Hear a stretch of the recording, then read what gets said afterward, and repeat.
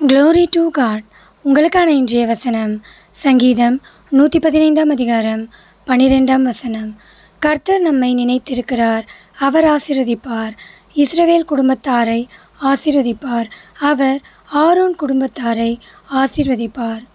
கிறிஸ்துவுக்குள் பிரியமானவர்களே, நீங்கள் கர்த்தரை நம்பிக்கையோடு பின்பற்றி கொண்டிருக்கிறீர்கள் என்றால் கர்த்தர் வசனத்தின் மூலம் உங்களோடு பேசுகிறார். கர்த்தர் உங்களை நினைவில் வைத்திருக்கிறார். அவர் உங்களை ஆசீர்வதிப்பார். அவர் உங்களையும் உங்கள் குடும்பத்தாரையும் நிச்சயமாய் ஆசீர்வதிப்பார்.